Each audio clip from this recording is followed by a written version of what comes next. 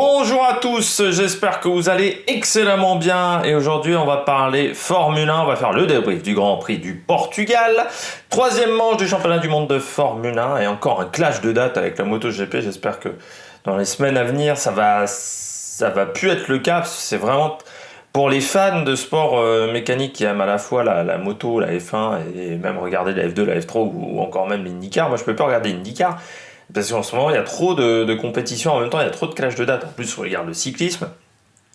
Donc ça m'arrange pas des masses quand il y a des grands prix moto en même temps que la Formule 1. J'espère que ça va s'arranger. Et puis je peux plus regarder non plus la Formule 1 les trois quarts du temps parce que il y a aussi des conflits de dates atroces. Bon, ce Grand Prix du Portugal, on va le débriefer, on fera le bilan des Bleus, également les pilotes au top et les bonnets d'âne. Et puis en fin de vidéo, on fera un bilan du classement du championnat du monde. Avant tout, n'hésitez pas à vous abonner à la chaîne, c'est très important pour améliorer la visibilité de celle-ci. N'hésitez pas non plus à mettre la petite cloche, c'est une petite question de confort, parce que vous savez bien qu'on met des vidéos sur la chaîne à n'importe quelle heure, n'importe quel jour. Donc c'est vrai que c'est très compliqué avec l'actualité sportive, très clairement, qui arrive très régulièrement, avec ma connexion internet qui n'est pas bonne, d'avoir des heures fixes pour les rendez-vous. N'hésitez pas également à partager la vidéo si vous pensez qu'elle peut intéresser votre entourage, et puis à mettre un petit pouce bleu, et puis à réagir dans les commentaires, à dire si j'ai été trop dur avec certains pilotes. La semaine dernière, lors du dernier Grand Prix, j'avais été un peu dur avec Giovinazzi, on verra si c'est encore le cas cette semaine, ou si j'étais un peu trop tendre avec d'autres pilotes, et ce que vous avez pensé de cette course. Et bien on commence par la note du Grand Prix. Et la note du Grand Prix, pour moi, c'est un 11 sur 20. C'est la moins bonne note d'une course cette saison pour moi. J'ai pas pris un grand plaisir à la regarder. Alors je sais pas si c'est parce que le Grand Prix était à 16h. J'ai dû prendre mon 4 heures rapidement, hein, mon petit goûter, je ne sais pas. Mais j'ai pas pris un énorme plaisir. Alors déjà l'année dernière, c'est vrai que beaucoup de gens s'étaient excités sur ce Grand Prix. J'avais pas trop compris pourquoi, parce que bon, si t'enlevais les 5-6 premiers tours sous la pluie, à partir de la 15e, 20e tour, quand Hamilton avait dépassé Bottas, on s'était fait chier comme des rats morts pendant 45 tours. Bah, ça va être un petit peu la même chose. C'est un circuit, j'ai l'impression que les dépassements sont pas si faciles que ça. Il y a pas mal de mouvements de terrain, ce qui fait que dans les portions techniques, c'est très compliqué de se suivre au final. Et puis, le circuit est bien, je pense, en moto. Et qu'en moto, je dis toujours, c'est un circuit qui est fantastique. Je suis un peu plus réservé au niveau des voitures sur ce circuit. C'est moins passionnant pour moi, même en termes de pilotage. Alors peut-être parce que les caméras, on voit moins les dénivellations, mais je trouve qu'il y a des pistes qui sont... Istanbul est plus intéressant pour moi en termes de pilotage que Portimao. Donc après, c'est mon avis, je suis peut-être très mauvais là-dessus. Et puis il y a eu peu de dépassements. Au final, la stratégie, les pneus étaient trop durs, donc il n'y a pas eu vraiment... Enfin, il y a eu quelques changements stratégiques. Et puis les dépassements, on n'en a pas eu 150. Heureusement qu'il y a eu Ocon, Alonso pour animer un petit peu la course. Parce que sinon, ça aurait été un petit peu compliqué. Et Hamilton aussi pour animer ce Grand Prix et qui a fait une très belle course. On passe tout de suite au bilan des Bleus. Du côté du bilan des Bleus, week-end frustrant pour un des pilotes, week-end très intéressant pour l'autre. Je commence par le pilote qui a eu un week-end plutôt très intéressant. C'est Esteban Ocon, 14 sur 20 pour Esteban Ocon. Très bon Grand Prix devant son équipier, et ça c'est bien. Rythme de course peut-être un peu moins bon quand même que son équipier, mais on reviendra là-dessus quand on parlera de Fernando Alonso. 14 sur 20 parce que les Alpines ont compris dès le vendredi qu'elles avaient une carte à jouer sur cette course pour marquer des gros points. Qu'il y avait une carte à jouer, donc il fallait pas se rater.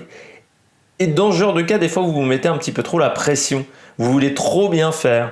Vous attaquez un peu trop en qualification parce que vous savez que vous pouvez aller en Q3 et vous allez être éjecté en Q2. C'est pas toujours facile. Et là, du côté de Esteban Ocon, je trouve qu'il a été très serein dans son pilotage. Qu'il est très serein depuis le début de saison. Je pense que son podium l'année dernière lui a fait beaucoup de bien mentalement. Il lui a fait comprendre qu'il était en capacité de faire des bons résultats sans forcément attaquer parfois comme un demeuré, un petit peu du côté d'Esteban Ocon. Et 14 sur 20 parce qu'il a fait un Grand Prix solide derrière, même si le deuxième relais sur les pneus hard, je pense qu'il a un peu trop tapé en début de relais. Et en fin de course, c'est un peu plus compliqué. Mais c'était intelligent de la part de Renault de foutre des hards parce que contrairement à Ferrari qui a mis des médiums, on a bien senti que c'était le bon choix de pneus à ce moment-là de la course et c'était des pneus qui marchaient très bien puisque en fait les médiums marchaient très mal sur cette course, ils cloquaient comme les softs et ils n'étaient pas beaucoup plus rapides que les hards au final. Donc c'était pas un très bon choix de pneus. Après, maintenant, il va falloir voir si ce bon résultat était dû au circuit, qui est un circuit atypique au niveau suspension, ou est-ce que c'est dû vraiment aux améliorations qui ont été entreprises depuis les essais hivernaux jusqu'à maintenant, parce qu'on rappelle, on a eu l'information de la part d'Alpine qu'ils avaient eu encore un problème de soufflerie à Hindstone. C'était déjà arrivé il y a quelques années. Et ce qui fait que les données qu'ils avaient vues lors des essais hivernaux ne correspondaient absolument pas à ce qu'ils avaient vu en soufflerie à cause d'un problème de calibration. Donc ce qui fait qu'ils sont partis sur une mauvaise voie, qu'ils ont réussi à rectifier la situation, j'ai l'impression, assez vite. Et donc on verra si ça ira mieux du côté déjà de la Catalogne le 6 mai. Circuit qui cette année serait un peu plus peut-être intéressant que d'habitude, puisque normalement on connaît la piste en Catalogne, parce qu'on fait les essais hivernaux en Catalogne, mais cette année ce ne fut pas le cas. Et comme on n'a pas roulé en Catalogne dans ces conditions printanières depuis quelques temps, peut-être qu'on aura des surprises au niveau de la gestion des pneus pendant le Grand Prix. Mais Esteban Ocon, bon Grand Prix, voilà, il n'en a pas trop fait, il a fait une bonne course, c'est du solide. Je continue avec le week-end frustrant de Pierre Gasly. Week-end frustrant parce qu'on a bien senti que l'AlphaTauri n'était pas aussi performante sur cette piste.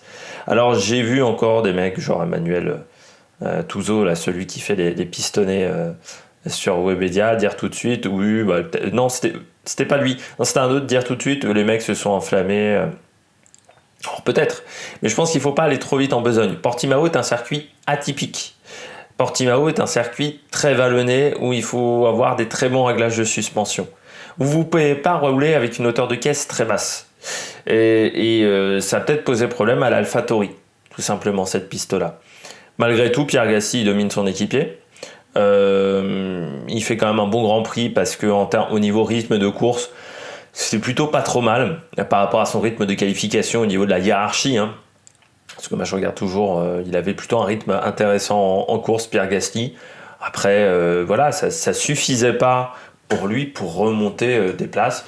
Il finit quand même 10e, voilà, il marque un point important pour le championnat constructeur, certainement pour cette équipe. Après, est-ce que AlphaTauri, la voiture est mauvaise? J'attends encore de voir. J'attends de voir Espagne. J'attendrai de voir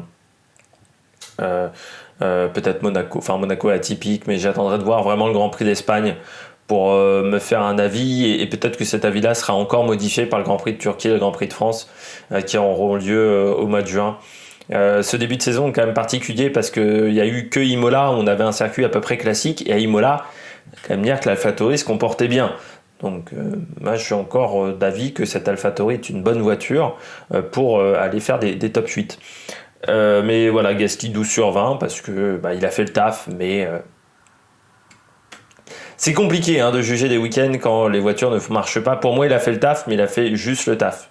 Voilà, c'est pour ça que je mets un 12 sur 20. Peut-être que vous allez me trouver trop difficile avec le pilote français. On passe tout de suite au pilote au top.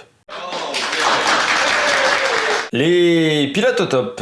Du côté des pilotes au top, je commence avec Lewis Hamilton. Lewis Hamilton, ça s'est plutôt bien passé, ce Grand Prix. Le rythme en qualification, il a été devancé par Bottas. Mais les gens ont complètement oublié le Grand Prix de l'année dernière où Bottas avait dominé toutes les sessions d'essais libres, où il avait été devant en qualification et il avait perdu en course. Là, ça a encore été le cas. Bottas, même s'il a 4 dixièmes d'avance en qualification, de toute manière en course, il a un vrai problème de rythme de course. Et du côté d'Hamilton, je mets un 17 sur 20 parce que très bon Grand Prix.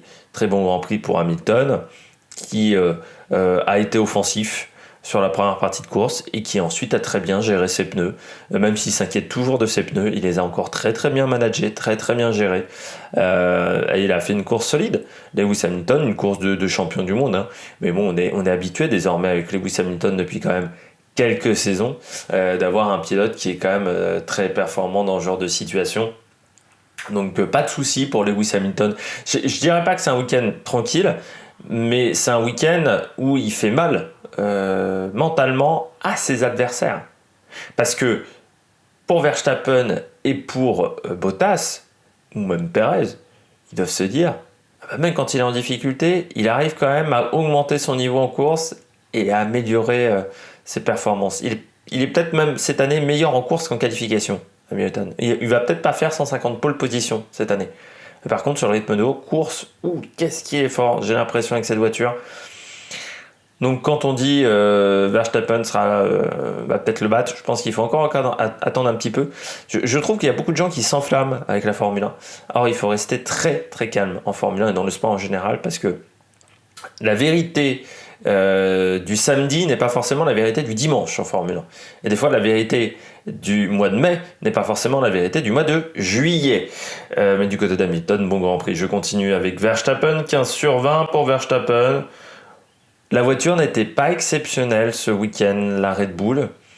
Dans les parties techniques, elle était bonne, mais il y avait un vrai problème de vitesse de pointe par rapport à Mercedes. Alors, est-ce que c'est Mercedes qui a réglé son problème et Honda qui a un peu plafonné, qui est resté au même niveau que du côté de Bahreïn? Ça, c'est difficile à savoir.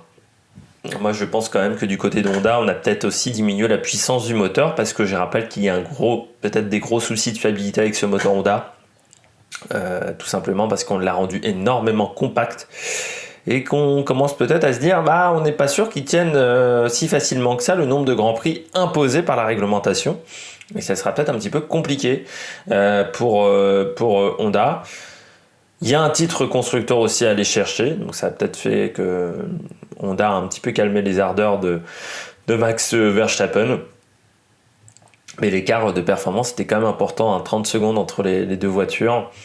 Bon, ça a été un Grand Prix difficile, je trouve, pour Verstappen. Après, je mets 15/20 parce qu'il prend la deuxième place, comme Hamilton le week-end d'Imola, où je crois que j'avais mis 16/20. À Imola pour Hamilton. Je mets 15 pour Verstappen parce qu'il y a eu quand même un petit peu moins de complexité, mais surtout il s'en sort quand même bien, Verstappen. Pour un week-end compliqué, faire deuxième, je pense qu'il y a quelques années il aurait signé pour ça, le pilote néerlandais. Donc c'est plutôt un week-end intéressant pour Verstappen, parce que de le voir que même en difficulté il arrive à être performant. Je continue avec Lando Norris, 15/20 Lando Norris, c'est le meilleur des autres cette année. Assez, je dirais, il a une petite marche quand même sur Charles Leclerc. Aujourd'hui, c'est le meilleur des autres. Il a dominé son équipier, qui va devoir vraiment réagir bien plus vite que chez Renault, parce que voilà, il va falloir qu'il adapte son pilotage. Daniel Ricciardo à cette McLaren, peut-être qu'il a besoin de retrouver ce qui faisait sa force chez Red Bull, et ce qu'il avait délaissé chez Renault pour s'adapter à la Renault, par exemple au niveau des phases de freinage.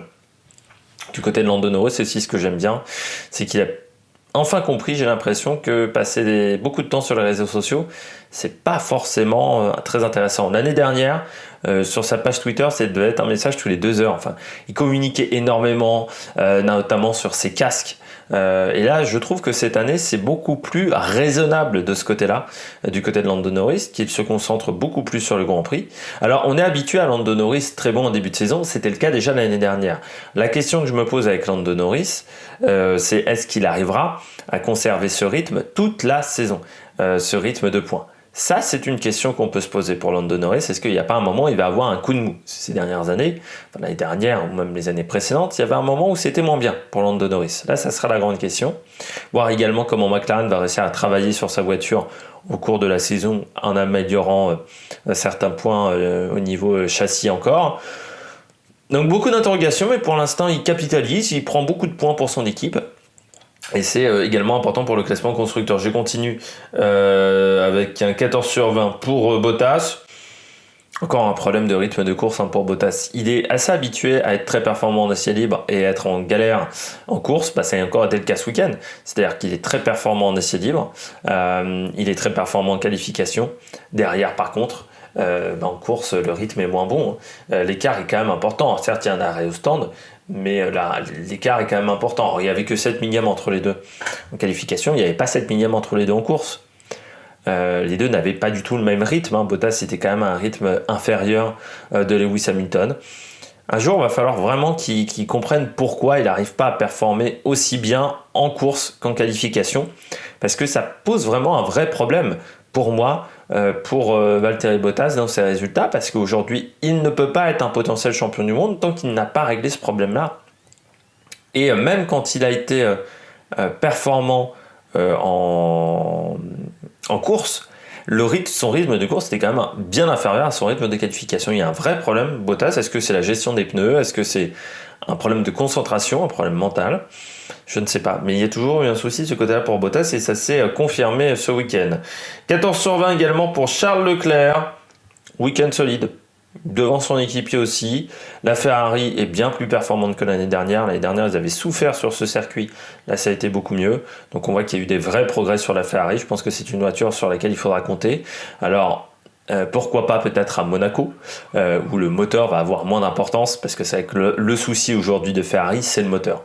Il y a encore un déficit, je dirais, de 30-40 chevaux, 40 chevaux, moi je dirais même, pour le moteur Ferrari, et forcément, c'est pour le moment, pour moi, le moteur le moins performant. Mais après, sur des circuits que l'on maîtrise moins, sur des circuits plus techniques, je pense que c'est une voiture sur laquelle il faudra compter. Et puis Charles Leclerc, solide depuis le début de saison, pas d'erreur en termes de pilotage, sauf à Imola en essai libre, mais en course et en qualification, c'est solide Charles Leclerc cette année, je trouve plus solide que les années précédentes, ce qui n'est pas tout à fait...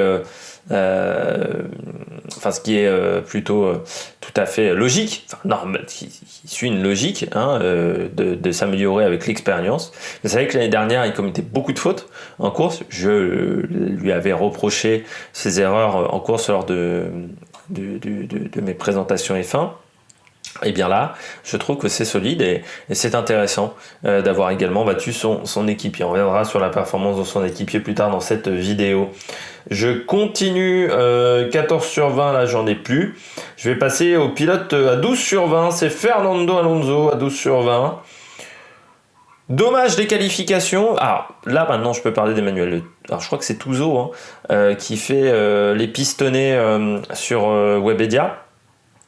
Et maintenant sur la chaîne Autoplus, je crois, Autoplus à l'ancienne Web TV. J'ai vu ça où il y a les pistonnés. Je comprends pas l'intérêt de reprendre des programmes d'une autre Web TV. Enfin, c'est assez compliqué. Du côté d'Emmanuel Touzo qui disait ouais, Alonso est fini.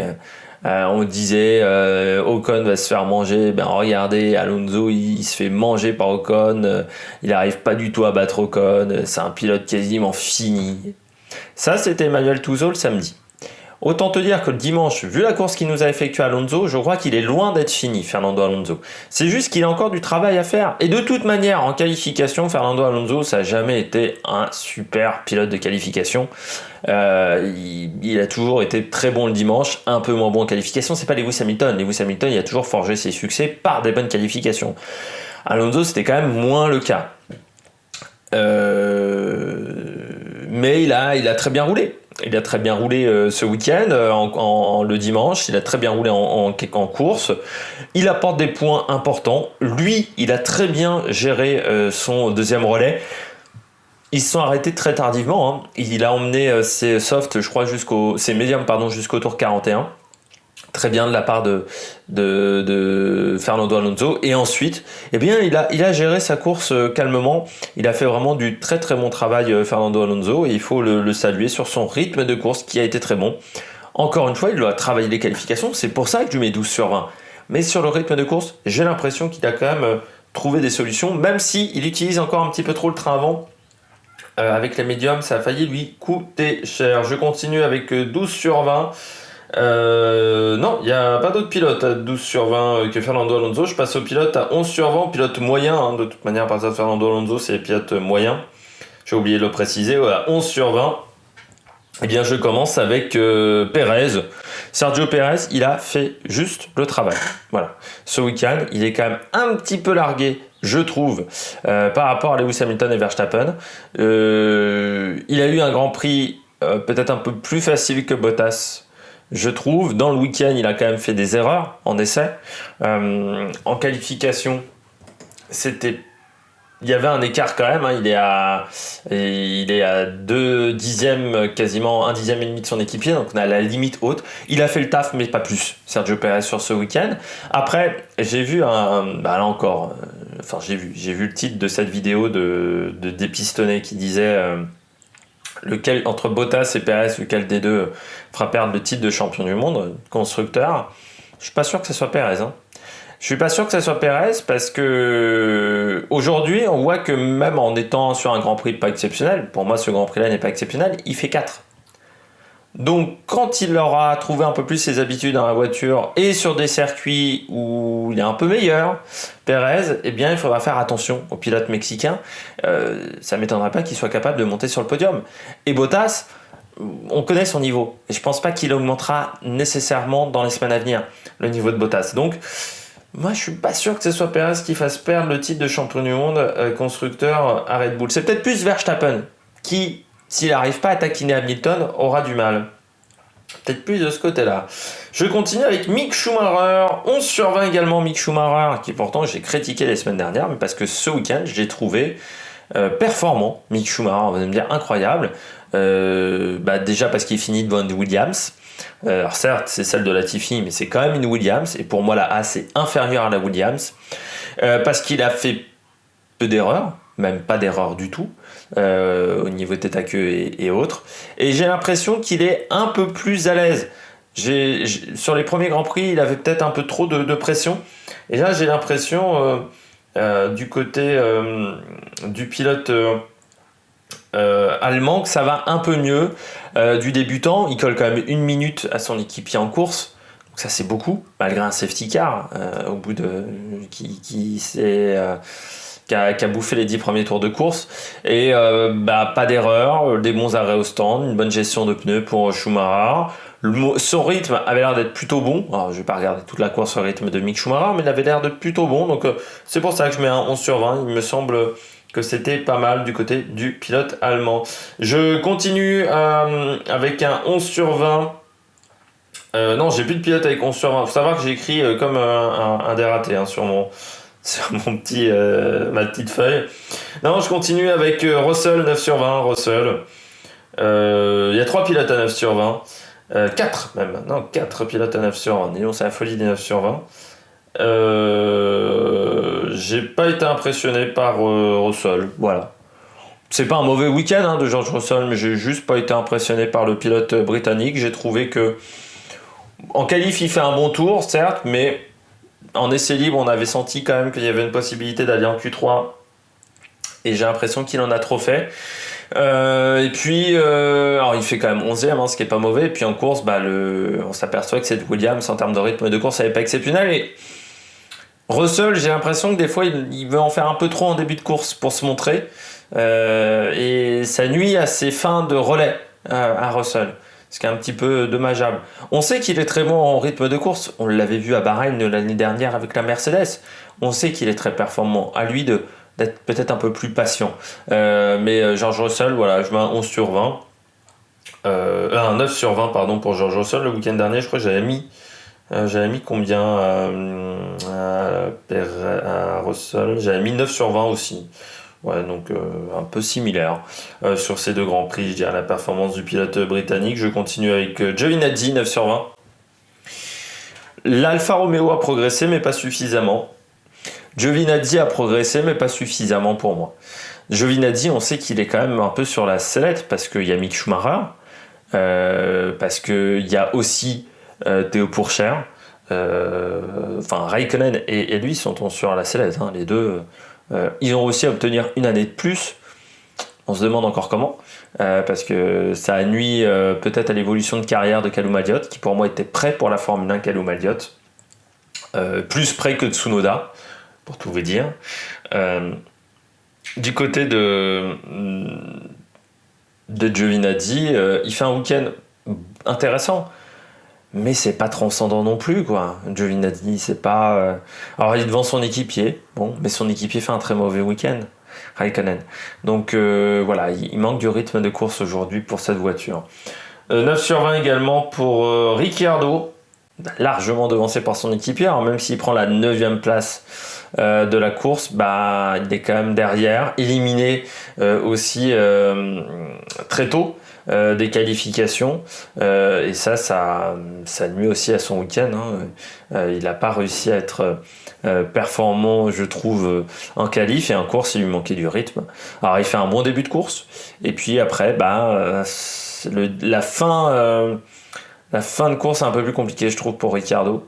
Surtout quand on compare à Fernando Alonso ou même à Pierre Gasly, je trouve que la fin de course était compliquée. Et du côté de Ricciardo, de toute manière, tu peux pas avoir 4 places d'écart avec Lando Norris sur un Grand Prix comme ça. Donc il faut vraiment qu'il travaille son rythme de course, qu'il arrive à s'adapter au pilotage de cette voiture. Mais pour l'instant, c'est un petit peu compliqué pour le pilote australien. C'est un petit peu dommageable parce que Daniel Ricciardo, c'est un pilote sympathique. Mais c'est la 2e fois il galère en changeant d'écurie, donc à un moment ça va faire réfléchir. Imaginons que McLaren le renvoie au bout de 2 ans, parce qu'il a 2 ans de contrat. Je suis pas sûr qu'une autre équipe veuille de Ricciardo, parce que surtout un top team, parce qu'on va se dire, oui mais s'il met 6 mois, 7 mois ou 8 mois à s'adapter à la voiture, on n'a pas 7 ou 8 mois dans une structure comme Ferrari, comme Mercedes, comme Red Bull. Donc c'est un peu dommageable, je trouve, ce manque. Pourtant, en plus, c'était pas un problème chez Red Bull. Il avait réussi à rentrer dans la Red Bull facilement. Alors pourtant, à l'époque, l'AlphaTauri et la Red Bull n'étaient pas totalement la même voiture. Il y avait plus de différences qu'aujourd'hui. Je trouve dommage de la part de Ricciardo ce problème niveau changement de voiture. Je continue avec Vettel, 9 sur 20. Alors, rythme de course très mauvais. Bien plus mauvais que celui de Stroll. Mais en qualif, il fait une bonne qualif. Donc je lui ai mis 1 point de plus que Stroll. Dommage, ce manque de rythme en course. C'est là où on voit qu'il n'est pas encore en capacité de tenir le rythme sur tout un Grand Prix. Malgré tout, en qualification, on a peut-être retrouvé un peu du Vettel de l'époque des premières années Ferrari, le Vettel un petit peu conquérant. Peut-être que ce Grand Prix va être quand même intéressant pour Sébastien Vettel dans sa progression, dans l'amélioration de son expérience chez Aston Martin, parce que c'est vrai qu'aujourd'hui c'est une équipe qui est un petit peu en difficulté. Le 9 sur 20, il faut aussi prendre en compte que la voiture est mauvaise. La voiture n'est pas très bien née, cette Aston Martin, elle est moins bien née que les voitures des années précédentes dans cette équipe. Mais du côté de Sébastien Vettel, moi je vois également un manque de rythme du côté en course. Par rapport à Stroll, il s'est fait un petit peu manger tout cru en course. C'est dommage, il rate les points en plus. S'il rentre dans les points, la note n'est pas la même. Mais voilà, il se retrouve hors des points. Et juste devant Stroll, alors que Stroll était parti largement derrière lui en qualification. Et il n'y a que 5 secondes d'écart, même pas 5 secondes, 1 seconde d'écart entre les deux. Alors que l'écart sur la grille de départ était bien plus important. Donc c'est un petit peu dommage de la part de Sébastien Vettel. Peut-être également une stratégie à revoir du côté de chez Aston Martin. Du côté des 9 sur 20, je termine avec... non, je termine avec les 9 sur 20 et on passe tout de suite au bonnet d'âne, pardon. Comme vous pouvez le voir, j'ai vachement bien organisé ma feuille parce qu'en fait, j'ai pas mis les notes dans l'ordre. Normalement, je classe un petit peu les pilotes dans l'ordre au niveau des notes. Là, je l'ai pas fait parce que j'ai hésité longuement sur certaines notes au niveau du milieu de tableau. Entre des 12 et des 9, parfois j'ai réfléchi longtemps. Ce qui fait que j'ai mal organisé mon tableau, c'est pour ça que j'hésite autant. Ma feuille est un petit peu moche, pour tout vous dire. On passe du côté des bonnets d'âne, donc avec le premier pilote, c'est Stroll. Stroll 8 sur 20. Stroll, ça a été compliqué, je trouve, sur ce week-end en qualification. L'écart en qualification avec Vettel est quand même énorme. Donc je pense que l'Aston Martin, sur un tour, était capable de faire mieux. Après, il avait un bon rythme de course. Donc, un bon rythme de course, il a fait quand même peu de dépassements aussi. Peut-être qu'au niveau de la stratégie, c'était pas mal. En fait, pour tout vous dire, la course de Stroll, j'ai pas suivi non plus en intégralité. À un moment, je peux pas suivre tous les pilotes non plus à 100%. Mais j'ai trouvé que son rythme était meilleur. De toute manière, ça se voit en termes de résultats, vu qu'il finit juste derrière Sébastien Vettel. Mais j'ai pas regardé quand il s'était arrêté au stand. Très clairement, Stroll, je sais pas si je peux avoir... Non, j'aurais pas l'info là sur ce site-là. Bon, après, Lance Stroll... il fait quand même pas d'erreur depuis le début de saison. c'est un truc aussi à prendre en compte. Il fait pas d'erreur, c'est pour ça que je mets 8 sur 20 et pas une note inférieure. C'est certes, il est derrière Vettel, mais sur le week-end, il n'y a pas une erreur. C'est juste un manque de rythme, et je pense que c'est dû à cette voiture qui n'est pas très performante, et ça sera encore le cas sur quelques Grands Prix. Il faudra peut-être attendre l'Azerbaïdjan ou des Grands Prix où l'aéro a moins d'importance pour voir les Aston Martin un peu mieux et Lance Stroll, un peu plus devant. Je passe au deuxième pilote Ferrari, Carlos Sainz, 8 sur 20. Course très compliquée pour Carlos Sainz. Alors certes, il y a eu une mauvaise stratégie de la part de Ferrari. Mettre des médiums, c'était une mauvaise stratégie. Je comprends même pas pourquoi ils n'ont pas arrêté une deuxième fois. Bon, ils auraient pu faire soft, médium, soft. Faire 2 arrêts, alors ça faisait perdre du temps. Mais il aurait peut-être fini dans les points. La fin de Grand Prix a été compliquée quoi, pour Carlos Sainz. Pourquoi je pense que bon voilà, la stratégie n'était pas la bonne, mais le rythme de course n'était pas exceptionnel non plus sur le premier relais. Et on a dû adopter cette stratégie-là parce qu'ils s'en sortaient pas trop avec les softs non plus. Peut-être que Ferrari avait un autre plan A, et qu'ils ont utilisé le plan B ou le plan C au niveau de la stratégie, et que c'était des plans plus risqués sur la fin de course. C'est vrai que si Carlos Sainz avait réussi à tenir 30 tours avec les pneus soft, on n'aurait pas eu ce problème-là. Et on a vu d'autres pilotes comme Stroll tenir les softs longtemps, parce que Stroll, il les a tenus 35 tours, un truc comme ça, il les a tenus assez longtemps. Et on voit qu'en fin de course, Stroll a un meilleur rythme que Sainz, notamment. Mais du côté de Carlos Sainz, oui, et puis l'écart de performance avec Leclerc est quand même important également en qualification. En qualification, entre les deux, il y a... en essai. Parce qu'en qualification, il a réussi à sortir un gros chrono. Mais en essai, il y avait une petite différence, je trouve, de performance entre les deux. C'est quand même assez surprenant, c'est qu'on voit que, par exemple, sur un tour, il arrive à s'en sortir. Carlos Sainz, c'est-à-dire qu'il arrive à coller 3 dixièmes sur un tour de temps en temps à Leclerc. Alors Leclerc, je pense, c'est un petit peu raté en qualification, mais en course, très vite, on a senti que ça serait pas incroyable, il a eu beaucoup de mal à s'en sortir, et ce qui est assez étonnant, c'est que même il a eu du mal aux relances de safety car. À la relance de safety car, il est en difficulté. Alors, pourtant, il a des pneus soft, qu'il aurait dû être beaucoup plus performant avec ses softs et tenter des dépassements. Puis ensuite, il n'a pas réussi à tenir les pneus. La stratégie n'a pas été bonne du côté de chez Ferrari. Je passe à Tsunoda. On rentre dans le money time des mauvais pilotes, et Tsunoda, 7 sur 20. J'ai bien aimé ce qu'a dit Julien Febvre, qui parlait du syndrome du deuxième Grand Prix. C'est-à-dire le Grand Prix, on veut trop en faire. Et je pense que Tsunoda, oui, il en fait trop là. Il en fait trop. Je pense également que son manque d'expérience le rattrape. Comme ça avait rattrapé Verstappen, ses débuts en Formule 1. Que ça soit chez à l'époque c'était Toro Rosso et chez Red Bull sur sa première année, son manque d'expérience il avait rattrapé au bout d'un moment.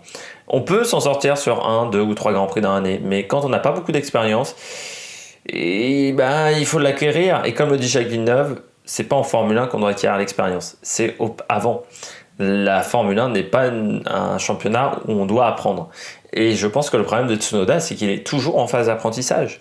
On l'a peut-être monté en F1 trop tôt. Ça, je disais, par exemple, Callum Elliott, il n'est pas en F1 aujourd'hui, ce que je trouve est une bêtise de la part de l'Académie Ferrari. Autant de Tsunoda, peut-être qu'on l'a monté un peu vite et qu'une saison en plus de F2 n'aurait pas été mauvaise pour Yuki Tsunoda, surtout s'il avait dominé en plus cette saison de F2 au niveau du championnat. C'est dommage pour Yuki, parce que pour moi c'est un bon pilote, c'est un très bon pilote, mais là il y a vraiment un manque d'expérience, et c'est là où on voit toute la différence entre la Formule 2 et la F1.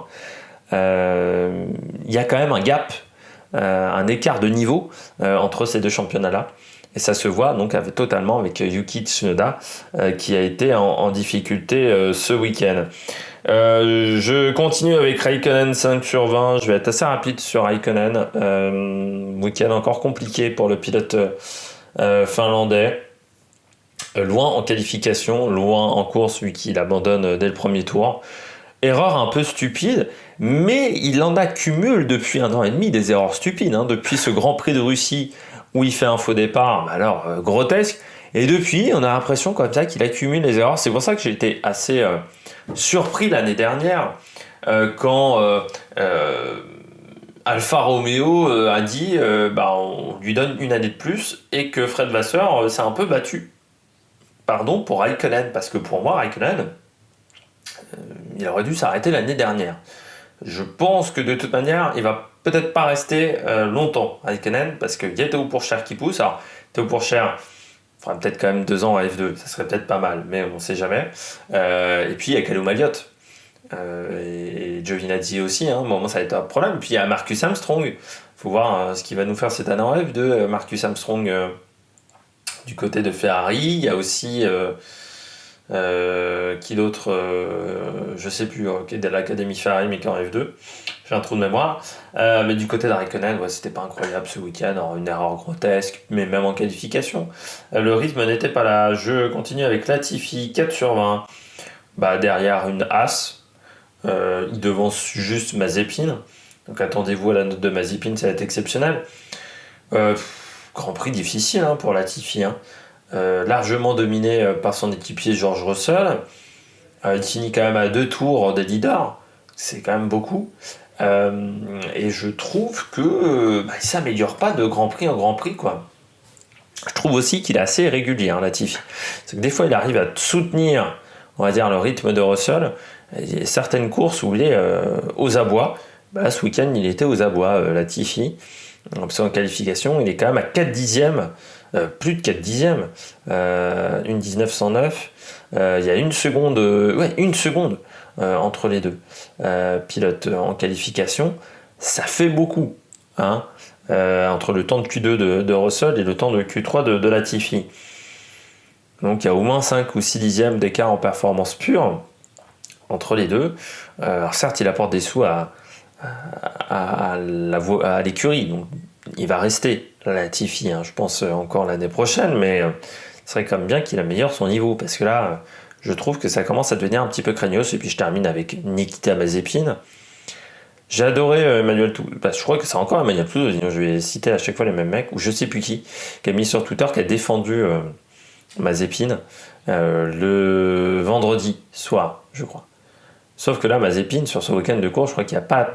Pourtant, je l'ai plutôt défendu sur le week-end précédent. Là, Mazepin, je peux pas faire grand-chose sur ce week-end de course. Donc c'est un 0 sur 20, mais parce qu'il n'y a rien à conserver de ce week-end de course. En termes d'expérience, en termes de tout. Il finit à 1 minute de Schumacher en course. En qualification, l'écart est également abyssal entre les deux. Il y a 4 dixièmes, plus de 4 dixièmes entre les deux. C'est pas normal. C'est pas normal. Alors certes, Schumacher a fait un beau week-end, mais Mazepin a fait un très mauvais week-end. Et puis, il y a un côté, encore une fois, pour moi, il n'était pas mature pour la Formule 1. Et ça se remarque tout de suite dans ses commentaires avec ses ingénieurs, sur les autres pilotes. Il n'est pas mature, tout simplement. Et en Formule 1, on n'est pas là aussi pour apprendre la maturité aux pilotes.